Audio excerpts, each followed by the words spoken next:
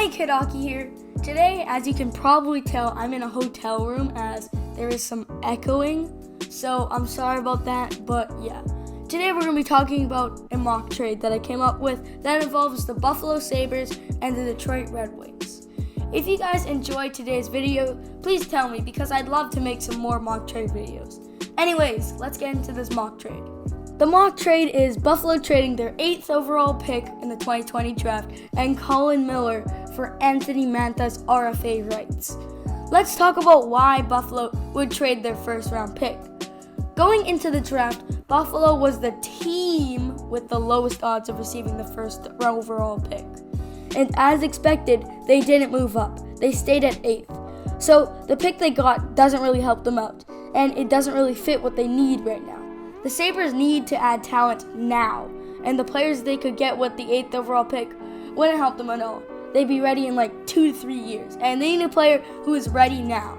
And the 8th overall pick could be used as a chip to get that player.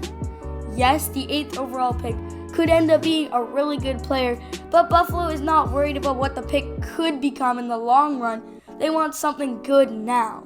They're not taking the risk of holding on to the pick, and they're tired of waiting. They need to get someone who is ready and will make an impact right now. So, I talked about why Buffalo would trade their first round pick, but let's talk about why they would trade Colin Miller. Trading Colin Miller has been rumored a lot recently, as it would dump some cap, and Miller hasn't really fit with Ralph Kruger's system. Yes, Miller is an okay top 4 defender, and it may seem like Buffalo is giving up too much, but it's not like Colin Miller has enough value to change the whole trade. Overall, trading Miller helps the Sabres more than keeping him, as he isn't a high-end defender. He's a borderline top 4 defender, and he's not a super important player to the Sabres, and they need to dump cap, so the money is worth more than the player. This brings us to the other side of the trade. Detroit is currently in the start of a rebuild, and they need some young prospects that could become good in the future. They are looking for potential. They don't need players who are right in the middle of their prime. Obviously, they need some veteran presence, but they don't need a whole team of veterans. Yes, receiving Miller kind of goes against that age thing I just mentioned, but Buffalo needs some extra cap space before they even consider trading for Mantha, as he's currently an unsigned RFA. Since he's unsigned, they need extra money to sign him, of course. And Detroit wouldn't necessarily mind trading for Miller, as they have loads of cap space, and his $3.8 million doesn't really affect them too much right now. Obviously, it takes a little bit of money out, but they're not looking to sign any huge contracts, and they have the space to sign their stars. And they might as well accept the cheap defensive reinforcements. The Wings don't necessarily need to trade Mantha. In fact, they aren't actively shopping him around. But there have been multiple different rumors throughout the season involving Mantha, including New York potentially trading for Mantha to get a winger for Matthew Barzal.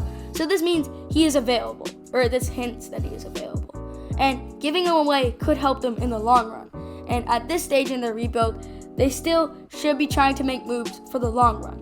Mantha is good right now, and he's heading into his prime, so he could get wasted away on Detroit. And it has been said that he could be used as a trade chip to get young prospects and picks. Let's talk about Mantha's potential. Mantha is currently 25, turning 26, and he still has the potential to be a high-end top 6 forward or a borderline elite player who can score at least 50 to 60 points per season and sometimes have seasons where he's scoring 65 to 75 points. Like, for example, this season he was on track for 73 points. I think he could reach 65 to 75 a couple times, but realistically it won't be consistent and it won't be enough times to be considered a solid elite player. But I think he will be a top liner in his prime and a solid offensive contributor. Some of you might be thinking, you told us why Buffalo would want Mantha, but why the heck would Detroit want the 8th overall pick? Well, like I mentioned earlier, Detroit is looking for something that will help them in the long run, and the 8th overall pick isn't a bad pick. They could end up getting a really good prospect. Picks 7 through 10 have selected some very good players, and they end up being big draft steals in the first round, such as franchise players Quinn Hughes and Mikko Rantanen. And with the 8th overall pick, they could have someone like Jack Quinn, Anton Lundell, and Yaroslav Askarov.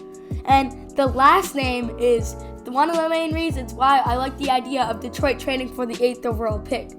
If you didn't see my last video, I talked about why I think Detroit should and could select Yaroslav Askarov with the 4th overall pick. And some people would probably prefer them to select a player. And I'm not big on selecting goaltenders in the top 5, so I totally understand. So I thought that maybe they could trade for a lower pick if they really wanted to draft a player like Cole Perfetti, Jamie Drysdale, or like Lucas Raymond. Then they'll have 2 insane prospects. And the teams selecting in between picks 5 and 7 have good goaltending already. And they already have good goaltending prospects. And they don't really have a real need for an Askarov. So chances are that he'll be available at the 8th pick. So if the Wings pounce on the 8th pick, they will most likely be able to select Askarov. Askarov would be a cornerstone player for the Wings, and he is going to be a steal at 8th. Yes, the Wings are giving up a top forward, but they're receiving more in the long run, and they're receiving goaltending security in the future. And if the Wings are skeptical about trading for a pick that may or may not have the player that they want, they could make a trade just after the 7th overall pick is selected and see if Askarov is still available. So this trade can happen before or during the draft. And you never know. They may not select Askarov. The 8th overall pick, they can still get a maybe elite player. And I'm just saying that it's Askarov because a lot of bigger channels have also said this, and I feel like it makes a lot of sense for them to draft Askarov, but you never know what Steve Yzerman thinks. So let's talk about the exact mock trade that I've come up with. So the trade is Anthony Mantha's RFA rights and a conditional 2021 third-round pick for Buffalo's 2020 first-round pick and Colin Miller. The conditions on the third-round pick would be if Anthony Mantha doesn't sign with Buffalo, the third-round pick becomes Buffalo's. But Anthony Mantha is an RFA, so it's very unlikely that he won't sign with Buffalo, as offer sheets are very rare, and successful offer sheets are even rarer. So it is way more likely that he will sign with Buffalo. So the pick isn't a big part of this trade, and it isn't a big insurance piece either.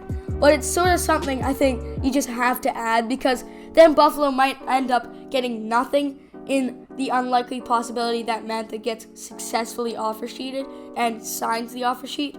The reason why I think Mantha will not get successfully offer sheeted is because he has been very inconsistent, and you usually end up overpaying for UFAs, and you overpay even more for RFAs, as you have to spend more money and you have to pay the offer sheet compensation, which could be multiple picks in Mantha's case because he's probably going to get a little bit bigger contract than a regular top 6 forward. And despite the Sabres having cap troubles, I think they could put themselves together and clear up some cap space to sign Mantha. After all, that's why Miller's in this trade. I think Mantha will sign for around $6 million and maybe, just maybe $7 million. But that is the ceiling in my opinion. I think they'll get him for $6 million if this trade were to happen. Maybe 6.5 or 6.25. But it's pretty close to 6, I'd say. And I think Buffalo can pull that off because they basically, by trading Colin Miller, have cleared up close to $4 million. So all they need to do is put together $2.2 million because Colin Miller's contract is $3.8. Now let's talk about value. Mantha is a top-line, borderline elite potential player, so he has a pretty decent amount of value. And the first-round pick isn't the greatest pick. It's a good pick, but it's not the greatest of the good. It has the value of a good top 6 forward, in my opinion, and Mantha is around that after the season, and he's arguably better, as he was almost a point per game, and he was on track for 73 points with the worst NHL team in the league. These stats up his value a lot, to close to the value of an elite player. Obviously a low-end elite player, but still regardless elite. And that's the kind of potential he has. He has borderline elite potential. But he's heading into his prime, so that adds more onto him. But being an unsigned RFA somewhat lowers his value. So he's already worth a bit more than the 8th overall pick. And that's where Colin Miller comes in. He replaces Mantha's somewhat veteran presence on Detroit, and he has the value to fill the gap between the value of Mantha and the first. And he helps out Buffalo, so they're willing to get rid of him. And his value is lowered because of his contract. So this trade is pretty equal. Then we come to the third round pick. the 3rd round pick basically has no value because chances are that Mantha signs with Detroit, especially with Miller leaving and cap space clearing up. So the 3rd has basically no effect on the trade. So overall, I think this trade is pretty fair because each side gets things that they want. Buffalo gets 2 things that they desperately need: cap space and a talented forward to go with Jack Eichel. And another positive for getting Mantha specifically is because he's used to playing with a good playmaking center, so he'll fit with Jack Eichel. And B, he is huge. He is 6'5" and a whopping 234 pounds, so he can run over people and intimidate people.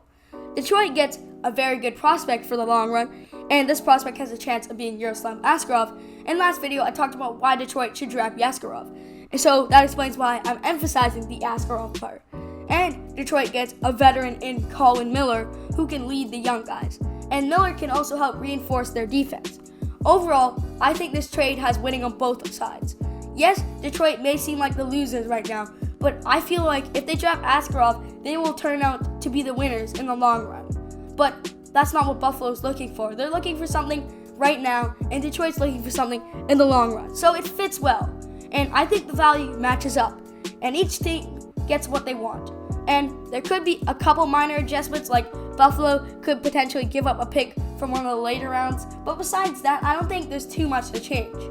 Thank you guys for watching today's video. I hope you enjoyed it. Feel free to subscribe for more content coming out every other day. Comment any feedback, ideas, or holes you poked in this trade. I will respond, and I love to see the holes that you guys poked in this trade and maybe some changes that you'd make. Until next time, bye.